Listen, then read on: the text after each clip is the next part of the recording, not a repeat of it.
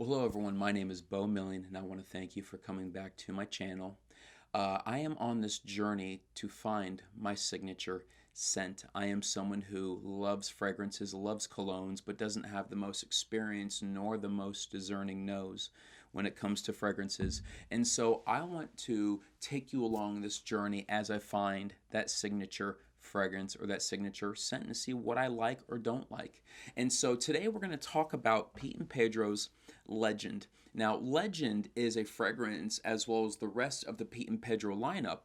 It's a fragrance that is inspired by another fragrance.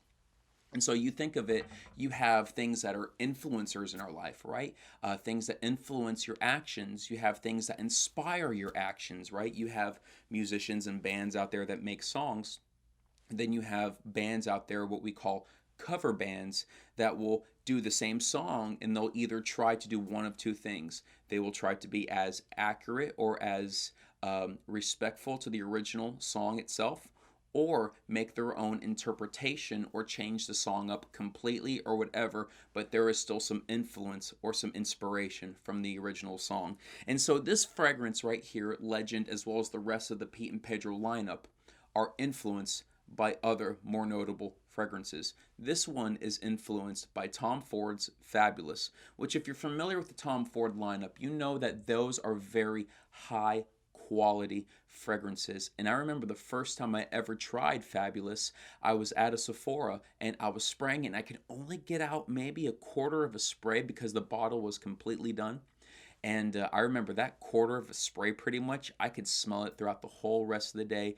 It was very strong, and I was able to notice it and not go nose blind to it, if that makes sense. And so, Legend here by Pete and Pedro is an inspired fragrance by Tom Ford's Fabulous. And my original thoughts, especially when I first got the bottle, when I first got the packaging, is Pete and Pedro did a very good job with their marketing. They went with the concept that less is more, and I think that's very appropriate today. We want to make sure that whatever we are doing, we are not making so much noise by saying too much, because when you say too much, you're actually saying nothing at all. And so, as far as the marketing goes, Legend goes along suit with that. Less is more. The cap is great quality. It's not a click on, it's not a magnet. It seems to be more of a snug feel, which is completely fine. I can trust that it's not going to go ahead and drop. Maybe as time goes on, that'll change, but as of right now, it hasn't done that. Now, I've worn this fragrance about 4 or 5 times since I've purchased it. And so I think I've gotten a fairly decent understanding, to my knowledge, of what this fragrance entails. And the first thing I notice is when I spray the fragrance, first off, it's actually a very good atomizer for being $50, right? But when I spray the fragrance, there is this very, very strong and, dare I say, borderline obnoxious baby powder, or I heard someone say baby wipe, right? But I think it's more of a baby powder. Nonetheless, it's definitely on the more obnoxious side, and it seems to be carrying the fragrance. I have the notes here of the fragrance itself, and so the top notes, it's a lavender floral, which I can definitely see that, orange citrus, herbal thyme, cardamom, nutmeg, and ginger spices. I definitely noticed the lavender floral. I don't know if that is what's really making this baby powder feel, this baby wipe feel. I don't know if that's what it is or what's causing that. But what I do know is that that feel, that note, whatever that is really carrying the opening of the fragrance, and it's kind of obnoxious in my opinion. The middle notes is iris and jasmine florals, anise, if that's how you say it, as well as leather. And I can see a little bit of the leather once it dies down. And then the base notes are patchouli, vetiver, sandalwood, amber, vanilla, tonka, mossy, and striax. So I don't notice the vanilla. The others, I don't know if I can really notice them either, but I really don't notice the vanilla. I feel like if the vanilla were prominent, it would carry a much sweeter feel once things died down. But then there's also some natural essential oils: oak moss, lavender, orange, patchouli, cardamom, nutmeg, and carrot seed. And so those are the notes, and really it doesn't make sense that those are the notes, but I guess that's what happens when you mix a ton of things together. That's just how it works out, right? And so I try not to watch many videos of Legend before really trying it for myself. Of course, I heard someone say it smells like baby wipes. I noticed the baby powder before listening to that. Then I heard someone say it smells, the opening smells like you're walking through a garden. And I have to disagree wholeheartedly. It smells like I'm walking through a baby nursery.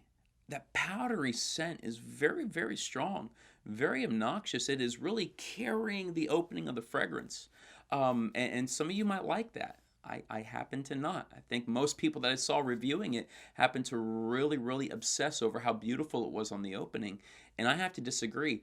I think the fragrance doesn't really start working well until the die down, once you start hitting the middle notes. And at the middle notes where the leather kind of comes out, that's when it starts to get a little smoother. That's when I start to really notice the symphony of the formula coming together.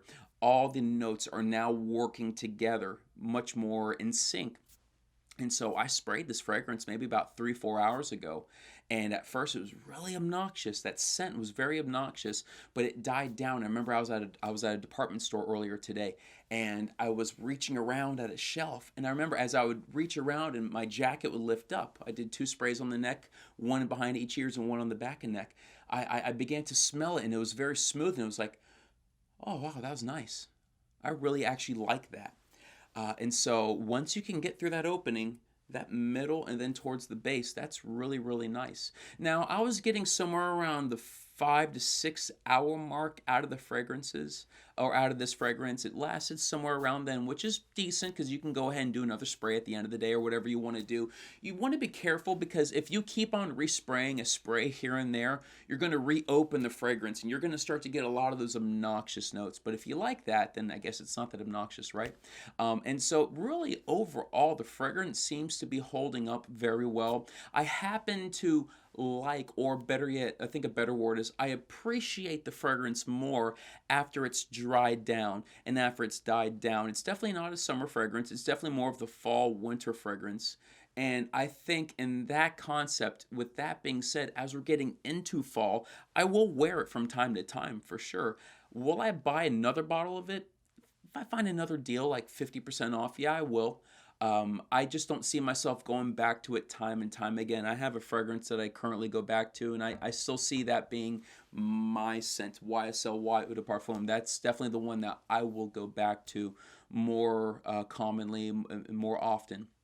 But it's a good fragrance. It holds up well. I think if you like those type of floral fragrances, I think you will like this one. Don't buy this because it's a Tom Ford Fabulous inspired by.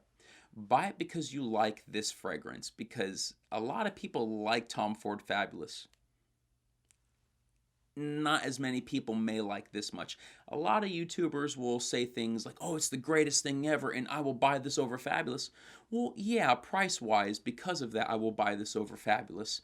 But if you were to offer me a full bottle of this or a sample bottle of Fabulous, I will take Fabulous. I definitely will.